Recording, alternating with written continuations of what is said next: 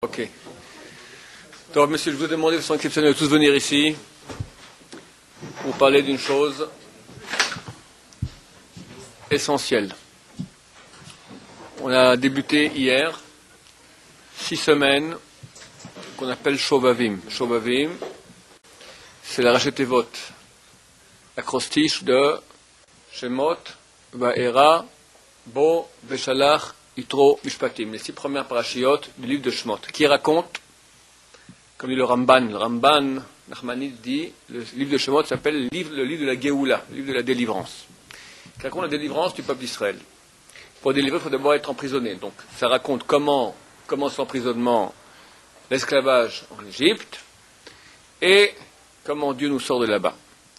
Nous sommes partis en Égypte, pourquoi ? Pourquoi Yaakov et ses 70 membres de sa famille descendent en Égypte ?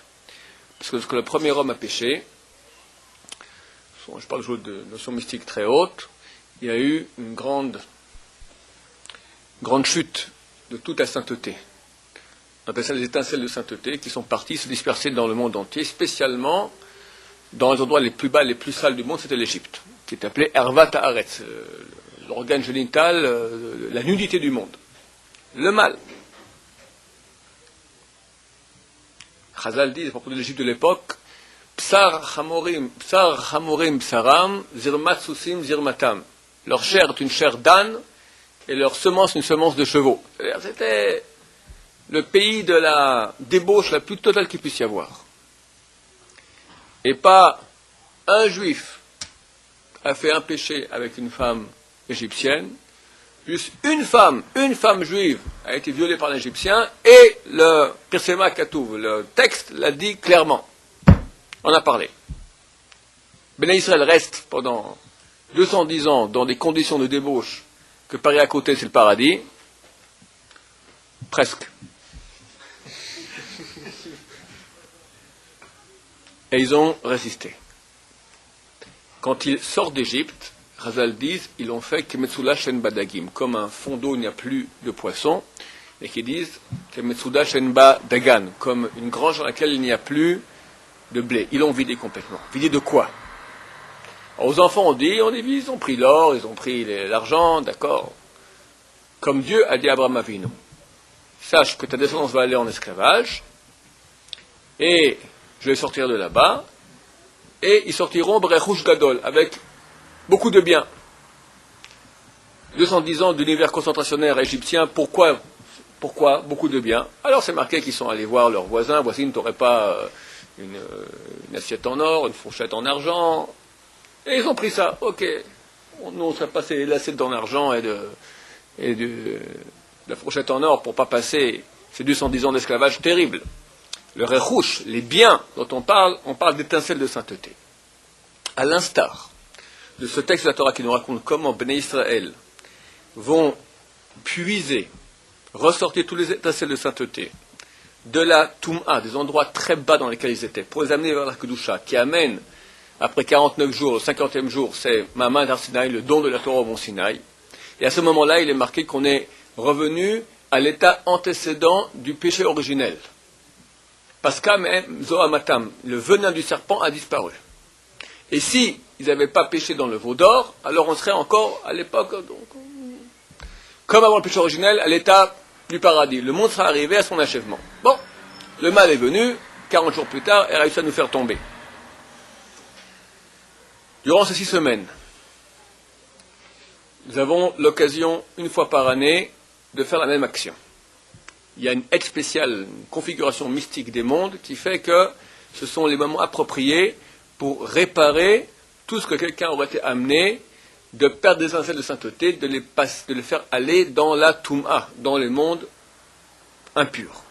Comment fait-on pour faire descendre des étincelles de sainteté dans la Toum'a ? Le meilleur moyen, c'est Zera le Batala. C'est des semences en vain. La semence, c'est la vie, c'est la sainteté. Quand tu as une relation avec quelqu'un d'interdit, ou tu n'as pas de relation du tout, et tu as la semence qui sort, volontairement, involontairement, bien sûr, chaque chose est plus grave, c'est les volontaires qu'involontaires, alors forcément, tu nourris le mal. Tu donnes de la vie au mal. Comme on a souvent expliqué ici, le mal, c'est de la mort. Donc la mort n'existe pas. Mais quand tu lui donnes une semence de vie, tu le fais vivre. Tu crées des êtres malfaisants, spirituels. Le mal. On ne le voit pas. Ils peuvent après se réaliser en sorte de Hitler ou de Ben Laden ou de Saddam Hussein. On voit des gens dans le mal qui ont une puissance extraordinaire. De quoi ça vient? D'où vient la puissance du mal dans le monde? De ça, spécialement. Donc le mal va essayer, bien sûr, une fois qu'il est là, il est bien là, le serpent est bien là, de nous faire pécher encore plus. Durant 6 semaines, nous devons réparer. Alors comment on répare? Évidemment, j'en ai fait quelques cours l'année passée là-dessus, tu peux voir sur Internet, ça s'appelle prévention sexuelle et réparation. Comment prévenir? Les yeux, ne pas regarder, ne pas penser, c'est une pensée, la chasser de son esprit, ne pas arriver en état d'érection, pas parler de filles, pas regarder, c'est la prévention. Réparer, l'essentiel c'est le tchouva, regretter, prendre soin de péché, et la réparation essentiellement se fait par la Torah. Les kabbalistes font des jeûnes. Les grands kabbalistes font des jeûnes pour 84 jeûnes de suite. Shulchan Aruch interdit. Shulchan Aruch interdit, pour des gens comme nous, celui qui étudie la Torah, c'est marqué, il n'a pas le droit de jeûner parce que il amoindrit le service divin. L'étude de Torah a une valeur énorme, plus que tout.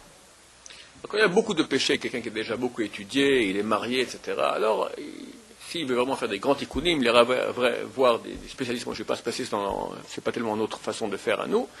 Mais il y a des spécialistes qui nous donnent des fois des tikkunim à faire, un jour de jeûne, et tu payes une somme d'argent égale à ce que tu aurais dû jeûner, etc. Ça va une fois dans sa vie de le faire au moins une fois, au moins un jeûne, en payant, comme ça, aussi au niveau kabbalistique, on est plus ou moins rangé. Mais l'essentiel, c'est réparé par l'étude de Torah. Il y a une deuxième chose qui a à voir avec cela. Il est marqué Brit Halashon Keneged Brit Amaor. Toute cette réparation s'appelle Tikkun Abrit, réparation de la Brit. Brit, c'est l'alliance. C'est quoi l'alliance que nous avons au niveau de la Brit Mila? D'accord? Brit, l'alliance de la Mila. Mila, c'est l'organe génital masculin. Qu'on a une alliance de ne pas faire des choses interdites. La Brit correspond à l'organe de sainteté par excellence. De sainteté. Yesod, dans toutes les sphères, ça correspond à Yesod. La sixième, il y a 7 sphères du bas, la sixième. Parce que c'est très bien de monter à la Torah sixième. Tous les Faradim, c'est le meilleur. Sixième, c'est le meilleur. Vendredi, c'est un jour Kadosh. Kadosh, il prépare Shabbat. C'est pour ça que vous verrez que vendredi, personne n'étudie. Pourquoi Sarah, il vient et te fait, allez, vendredi, jour de congé, rien qui se passe. C'est au contraire, ceux qui savent, ils dorment toute la nuit, ils étudient, et le jour jusqu'à l'entrée de Shabbat.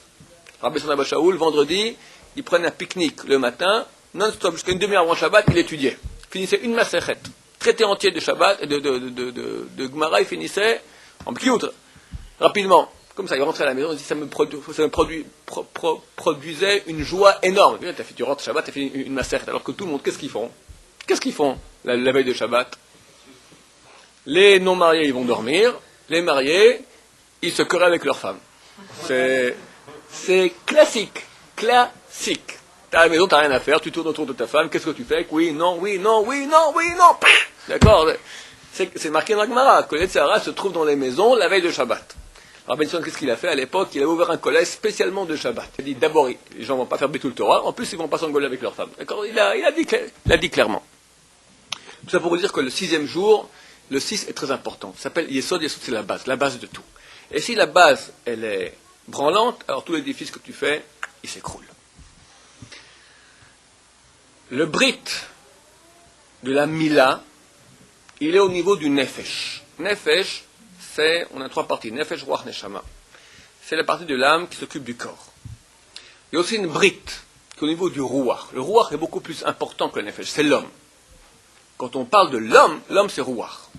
Nefesh, c'est l'apport céleste que Neshama, c'est l'apport céleste, l'éclairage de Dieu.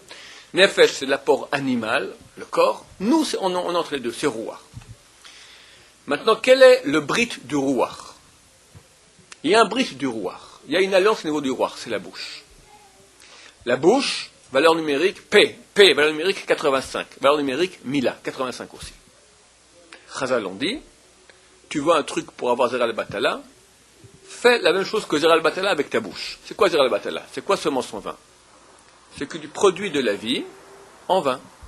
Tu produis de la vie en vin, semence en vin. Quel est le plus grand producteur de vie? La bouche. Avec la bouche, tu éduques. Avec la bouche, tu fais le bien. Avec la bouche, tu t'exprimes. Avec la bouche, tu peux créer des mondes. Tu crées des mondes. L'humanité est basée sur la communication. Quand tu parles en vain, tu parles mal lachon hara, tu fais la langue mauvaise.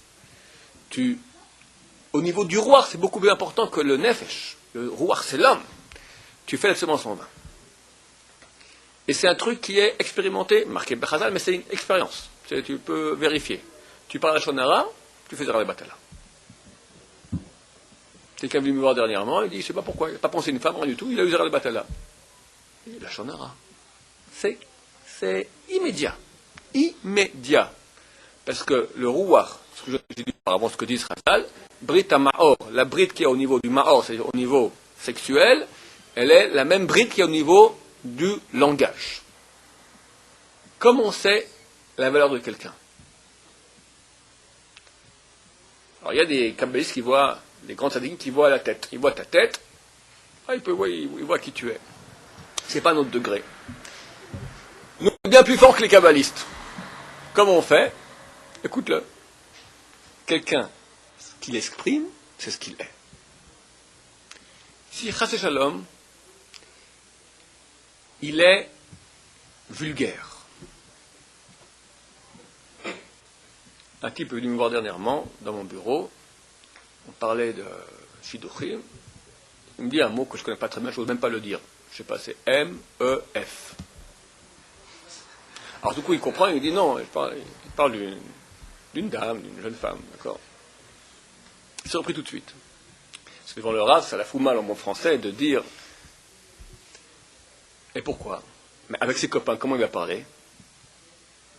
Et pourquoi devant le Rav, il faut parler différemment? Le Rav, on se tient bien. Mais avec les copains, on se laisse aller. Et pourquoi? Ça prouve qu'il y a ici, au niveau de ta personnalité, c'est vulgaire. Vulgaire égale bas. Il y a des mots qui, si à l'Yeshiva, ne doivent pas rentrer. Il y a des mots qu'on ne parle pas. Et comprenez que vous êtes une Yeshiva, pas simplement normal. Il y a des gens qui viennent de l'extérieur. Ils s'attendent à voir, et ils doivent voir cela, ils le voient. Ils voient des gens qui s'aiment, de tous les bords. De tous les bords. Ça tient la route. Quand donc ils entendent quelqu'un qui s'exprime pas comme il faut. Je ne comprends pas. J'ai quitté maintenant Paris pour arriver ici à Jérusalem et j'entends la même chose.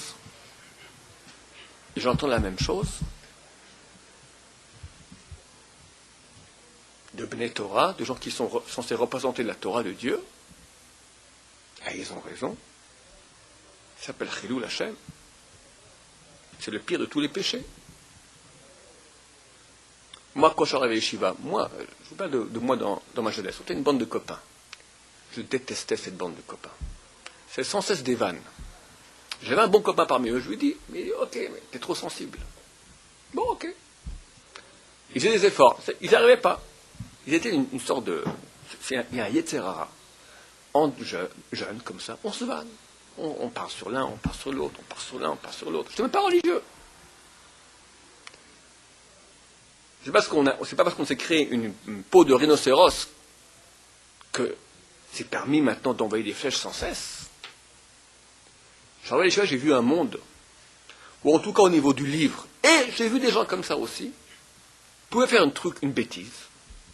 J'étais tranquille parce que je savais que les gens n'allaient pas parler. C'est une bêtise, ça peut raconter voir, on va te parler, il a fait comme ça, il a fait comme ça, il a fait comme ça. La Torah interdit. La Gemara dit que du temps de Achav c'est le roi le plus mauvais qu'a eu le peuple d'Israël. L'Israël faisait la Avodazara. Achav faisait la Gestapo anti-religieuse. Il a tout brûlé, les siffrets de Torah, il n'y avait rien, plus rien. Tous les prophètes juifs les a tous zigouillés. Il y en a un qui est resté, Eliyahu Hanavi. Eliyahu. C'est marqué qu'il partait en guerre, il gagnait. Pourquoi? Il y avait un des serviteurs du roi, qui s'appelait Ovadia, c'était un converti. il avait caché, dans 2 grottes différentes, 100 prophètes, 50 et 50. Il a emporté de l'argent et payé. Tout le monde était au courant de ça. Mais personne n'en parlait. Et le roi ne savait pas. Tout le monde savait, secret de Polichinelle. Parce que, et Ovadia savait, même qu'il allait emprunter de l'argent aux gens, c'est pour les Nevi'im, il savait qui parlait, personne n'allait dévoiler cela, parce que les gens faisaient attention à leur bouche. Ils étaient Ovdei Avodazara, idolâtres. Ils partaient en guerre et gagnaient. Du temps du roi Shaoul, du roi David, le roi Shaoul, Mashiach Hashem, Mashiach. Ils partaient en guerre, ils perdaient. Parce qu'il y avait la Torah, il y avait tout ce que tu voulais, mais il n'y avait pas l'amour entre les gens, il n'y avait pas attention à sa parole. Quand tu parles, surtout quand tu es dans le monde de la Torah, tu parles mal, tu apprends à être comme le serpent. Qu'est-ce qu'il a fait le serpent? C'est quoi son arme? Il a parlé. C'est tout. Et c'est le venin jusqu'à aujourd'hui on n'a pas réparé. Jusqu'aujourd'hui on n'a pas réparé ça. Pourquoi on est en galoute? Premier temple a été détruit à cause d'idolâtrie, assassinat et adultère. Il a été reconstruit. Deuxième a été détruit à cause de la Shonara. On part sur son copain. Mais c'est pas méchant. C'est pas méchant. C'est la camaraderie, on appelle ça. Camaraderie. Oi, vai, vai. Malheur à cette camaraderie.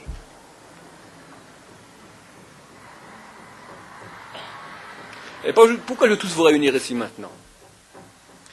Parce que si j'en parle à 1 ou à 2, alors on rentre dans le groupe et tout le monde parle, tu ne peux pas te retenir. Même écouter, c'est interdit. Mais si maintenant tout le monde décide ensemble, pour Shovavim, de commencer à réparer, on espère arriver à la Géoula ce coup-là. Be'eretz Hashem.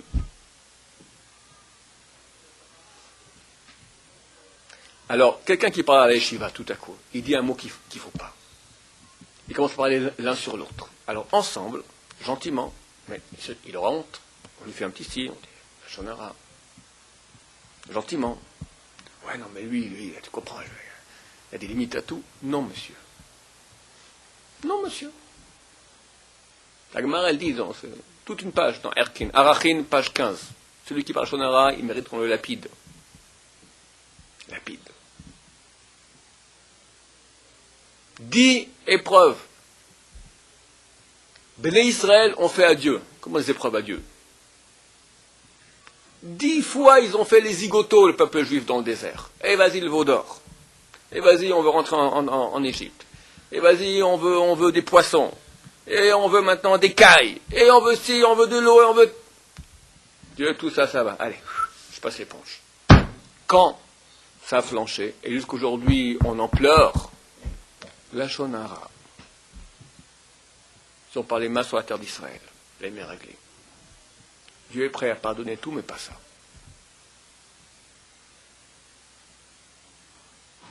Le Talmud de Jérusalem dit, on dit, c'est une Mishnah qu'on est tous les matins. Une Braïta qu'on est tous les matins. Mais Talmud Torah Kanet Kula. Voici les mitzvot que quelqu'un fait, que le capital est pour Olam Haba, et les intérêts sont déjà sur terre. Le Rayon, le Chassadim, etc. Le Talmud Torah, Kanet Kulam, et l'étude de la Torah vaut comme tout réuni. Un mot de Torah égale les 613 mitzvot. Il y a une suite de la Braïta qu'on ne lit jamais. Dans les péchés aussi. Il y en a un qui vaut comme tous les 613 mitzvot en mal, en averot, réunis. Keneged Kulam. La Shonara. La Shonara. Pourquoi? Chafetz Chaim, un bouquin entier, vous l'amenez ici, un bouquin entier qui est écrit là-dessus. Chafetz Chaim, il a écrit Mishnah Berurah, c'est le grand rave de la génération. Il a trouvé, quel livre il a écrit? Il dit, qu'est-ce que je dois faire pour que le peuple d'Israël aille mieux? On l'appelle au nom de son, il a écrit beaucoup de livres, mais son livre, Chafetz Chaim, celui qui aime la vie, sur un verset des Teilim, ici au début de son livre, on cite ça, ce verset tous les Shabbatot.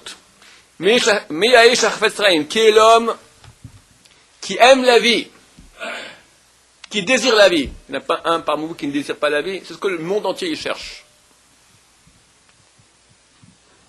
Ohev Yamim, il aime les jours. Il veut vivre. Lire Hot Tov, voir du bien. En 2 mots, on te met en affiche tout ce que tu peux désirer de mieux. la vie, longueur des jours, le bien, le kiff. Netzor shoncha mera. Ferme ta bouche de parler mal. Mal, c'est sur l'autre. Mal, c'est vulgaire. Mal, c'est l'insulte. Mal, c'est le manque de gentillesse. Tout est dans la bouche. On dit Chazal, Chaim ve'mavet beyad alashon. La vie et la mort sont dans beyad, dans les mains de la bouche. Oui, mon cher ami.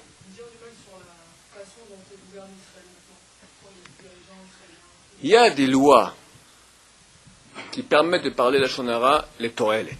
Chafetz Chaim écrit un livre entier. Il y a une partie qui est les lois, et une partie qui est du moussar là-dessus. Les lois, c'est interdit. Il y a des fois où c'est permis, des fois où c'est une mitzvah. Il faut apprendre ces lois. C'est l'outil le plus important que nous avons, notre bouche. Si on ne sait pas maintenant, quelqu'un il a un laser. Avec un laser, pour une opération, maintenant, il peut soigner quelqu'un, faire une opération de l'œil très très, mais il peut aussi maintenant l'aveugler.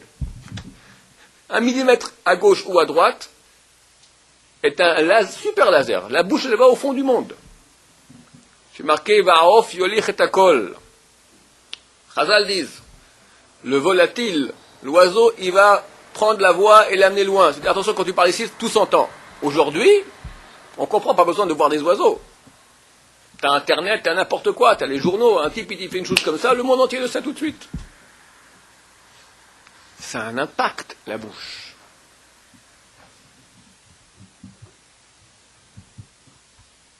C'est ça le Tselem Elohim, c'est ça l'image de Dieu. Et celui qui touche ça, il a touché Yesod, il a touché la base. L'endroit où c'est marqué dans la Torah qu'on n'a pas le droit d'écouter la Shonara, même sans y croire, même entendre. Lo tisa shema shav. Tu n'écouteras pas une parole vaine. Le verset après, il parle de si on a un morceau de viande qui n'est pas cachère, de nevela, un animal qui est mort comme ça, c'est marqué la kelet tashichunoto, vous le jeterez au chien. Le fait qu'il y ait une juxtaposition des deux versets, dans la Gemara, Arachin nous dit celui qui parle la Shonara, Raoui sheshlichu oto la klavim, il mérite qu'on le jette au chien. Alors, dans le sens simple, ils disent comme ça. Ils disent, on voit que les chiens, ça explique le Maral de Prague, lorsque les Israéliens sont sortis d'Égypte, les chiens n'ont pas aboyé. Ou les Béné Israël, l'or eratz kelev leshono. Ils ont retenu leur bouche. Alors, en mérite, on leur donne, quand on a un morceau de viande qui n'est pas caché, on ne donne pas ça ni au chat ni au rat, on donne ça au chien. C'est le chien, il mérite, parce qu'il a retenu sa bouche. Le chien s'est retenu sa bouche, toi, tu n'es pas capable. Toi, tu n'es pas un chien, tu es un être humain. Tu n'es pas capable. L'être humain, c'est quoi? C'est sa bouche. On est différent de l'animal. L'animal, il est appelé chai, vivant. L'homme est appelé medaber, il parle. C'est ça, l'être humain. Maintenant, si tu parles en mal, tu es pire que l'animal. Tu mérites qu'on te jette au chien. C'est le sens simple. La Kabbalah vient et dit, il revient en guilou dans un chien. Et on connaît des histoires pareilles de chiens tout à coup, des comportements bizarres. Shem et Rachem. Rav Israël Bissalin te dit des fois, il arrive quelqu'un toute sa vie se retient de parler. C'est un grand chacham, pour que un lachonara qu'il fait dans sa vie. Et là, on le croit. C'est dangereux de la bouche. L'école est où? Elle est ici, à la yeshiva. Demain, tu te maries. Les femmes, je dois dire, les femmes, pas la shonara, c'est une réalité, d'accord? Elles aiment bien parler. La Gemara, elle dit que 10 mesures de discussion sont parties dans le monde, les femmes ont pris 9. Attends, si toi, tu n'as pas été habitué entre hommes à retenir ta langue, avec ta femme demain, ça va être quoi?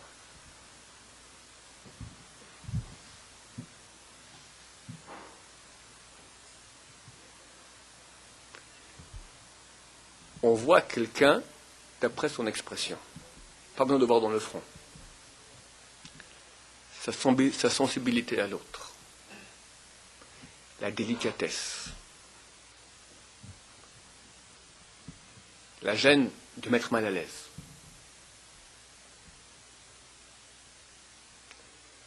Quand quelqu'un qui parle la shonara te raconte la shonara sur un autre, quelque part, tu sais que cet homme-là, il est dangereux, parce que demain, il va parler sur toi. Celui qui parle Shonara, lui-même, se met en position qu'il n'est pas aimé.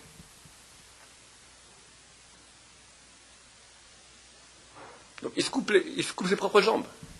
Il taille la branche sur laquelle il est assis. Alors, tout le monde fait comme ça. Alors, tout le monde est en train de couper ses propres branches. Lui, il fait comme ça, moi, je fais comme ça. Alors, ça monte complètement à l'envers. Faisons le contraire. Si tu as donc... Imaginez maintenant. Non, il est clair que nous sommes très proches de la Géoula. Si maintenant tu as une mini-communauté dans Am Israël, où des gens qui ont un Yetzirah de parler, ils se retiennent de parler, par amour pour Dieu. Imaginez-vous maintenant la lumière que ça fait dans le monde, dans les cieux. Regarde Dieu. J'ai pris quelques Français qui hier connaissaient rien de ta Torah, et par amour pour toi maintenant, regarde l'exemple de gentillesse, de sensibilité, et c'est un effort de faire ça. Combien ça peut faire de plaidoyer dans le monde? Combien ça peut... Je vous dis, je parle de choses extrêmement claires. Je suis convaincu de ce que je dis. Ça peut sauver des milliers de vies. Je n'ai aucune exagération dans ce que je dis. C'est très rare, hélas. Et s'il y a une communauté pareille, on peut dire, comme Abraham il a dit à Dieu, Sodome et Gomorrhe. Sodome et Gomorrhe, comme aujourd'hui.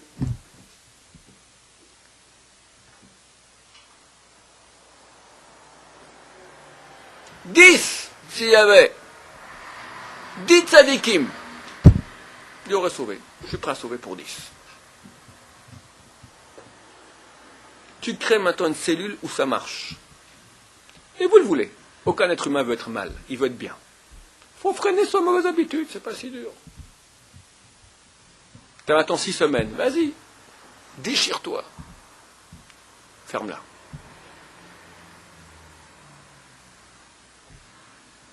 J'avais un rave un temps, il y a des gens qui font Tarnit Dibour, pas pendant une journée entière. C'est un peu casse-pied. On dit en 2 mots, ça la prend 1 minute pour commencer. Il nous fait parler à nous 10 fois plus. Tu veux que non, tu veux ça, non, tu veux ça, ah oui, ok. Il y a un meilleur truc. Fais une Tarnit, un jeune, de Dibourim à Sourim, de paroles interdites. Parle de tout. Chavetz Chaim, il parle énormément. Jamais il parlait un mot interdit. C'est ça, l'art. Essaie pendant 6 semaines maintenant d'être un mensch, un être humain à l'allure divine. Tu répares ta bouche, tu as tout réparé. C'est rare à venir. Certainement, il y aura des histoires. Il ne peut pas supporter un truc pareil. Il faut casser ça. Mais même si on chute, on redémarre. Et je vous dis ça, je veux vous réunir tous, parce que l'effet de groupe fait que s'il y en a un, alors, gentiment, pas avec des paroles méchantes, avec la caresse, gentil, vous dit, écoute, c'est contraire à ce qu'on a pris sur nous. C'est contraire à ce qu'on veut. Et je sais qu'il y a ici des barons qui sont arrivés, ils ont réussi à changer, à avoir une bouche propre. Et bêtement, ils sont retombés, parce que l'autre, il parle comme ça, pourquoi? Et les habitudes reviennent. Tu viens de la rue, tu commences à parler comme dans la rue. On n'est pas dans la rue. On est dans la maison de Dieu. La maison de Dieu, on parle le langage de Dieu. Comme Dieu, il veut.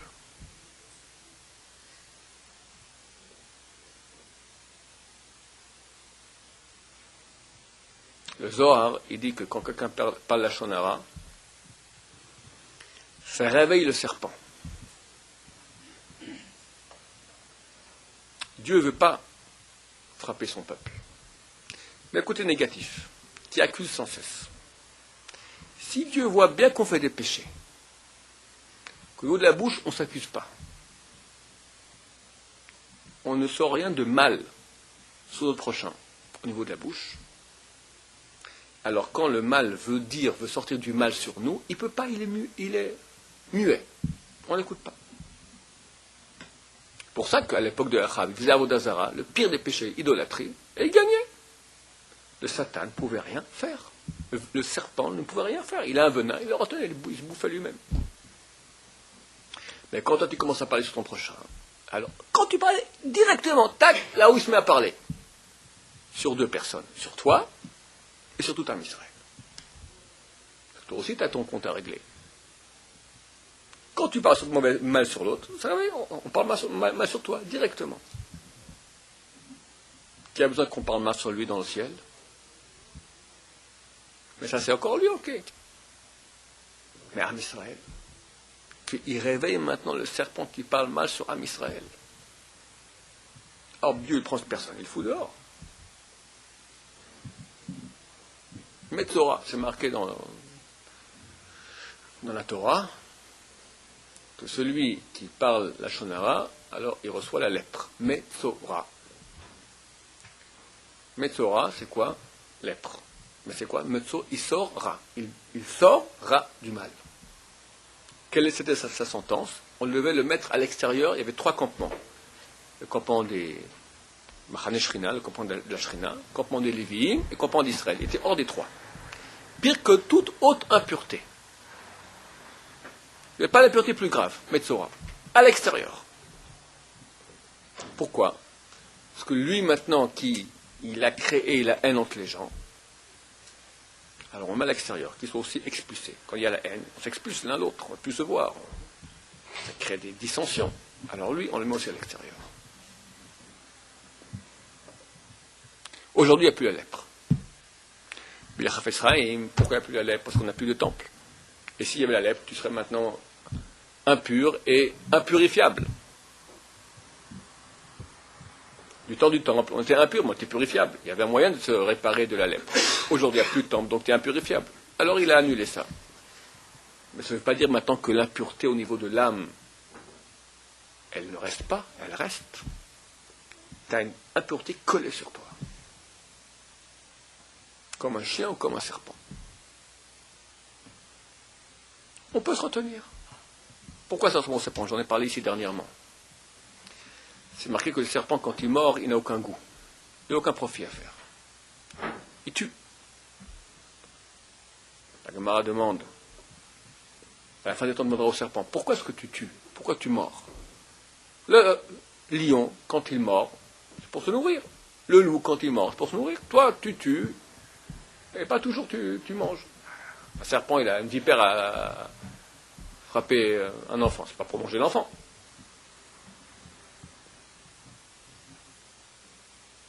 Alors répond le serpent, Maïtron ne bala lachon.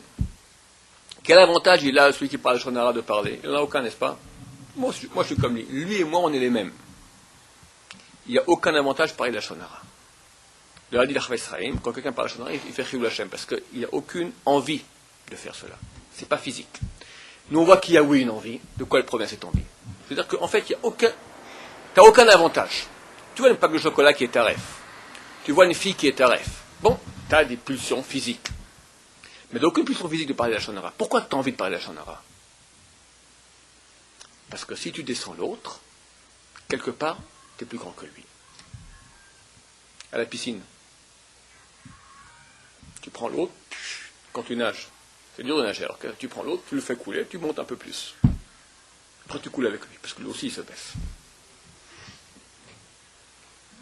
Artificiellement, tu te fais monter en descendant l'autre. La nullité des nullités. Tu n'es pas capable d'être quelqu'un sans descendre l'autre. Tu es tellement nul que le seul moyen que tu as trouvé maintenant, c'est de descendre l'autre pour dire que je suis quelqu'un. On se met en position de juge. Lui, il est comme ça. Lui, il est comme ça. Et il est comme ça. Sous-entendu, moi je. Nul. Fais le contraire. Combien c'est grand? Lui, et lui, et lui, Et moi je suis tout petit? Non. Moi je suis ce que je suis et j'aime les gens. C'est beau. Si tu crées maintenant une mini-société où maintenant on se fait des compliments l'un sur l'autre sans cesse. T'imagines quel amour, comme t'as créé le remède de la galoute. C'est pas de la fiction que je vous raconte maintenant. T'as une mini-société de gens qui s'aiment. Tu sais quelle lumière ça fait? Abraham Ben Attar, devait être le Mashiach, il y a 250 ans. Qu'est-ce qu'il a fait pour amener la Géoula? Le Ramchal aussi, il a fait la même chose. Ils ont créé un kollel où il y avait 10 personnes qui étudiaient sans cesse. En tournant, chacun faisait 8 heures, je ne sais plus combien d'heures, chacun, pour pas qu'il y ait une seconde sans Torah. On pose la question, alors, t'as 10 personnes, et t'as 100 000 qui foutent rien. Faux. Ça marche. T'as une mini-société de gens qui font ce qu'il faut, ça a un impact extraordinaire. Peu de lumière repousse beaucoup d'obscurité. Je dis ça à tous les internautes qui nous écouteront aussi. Sauf qu'eux, ils sont tout seuls. Ou avec leur mari ou leur femme. Alors c'est une mini société. Mais là, on est au moins un minyan. 20, 25 personnes qui hier étaient comme des serpents se retrouver maintenant, c'est marqué qu'à la fin des temps, le loup va habiter avec la brebis. Ben vas-y, voilà, fais-le maintenant. Le loup ne parle comme une brebis. T'as vu comme il est sympa, t'as vu comme il est gentil. Ça, c'est un pote bien. C'est beau. Baruch Adonai, l'homme, amen.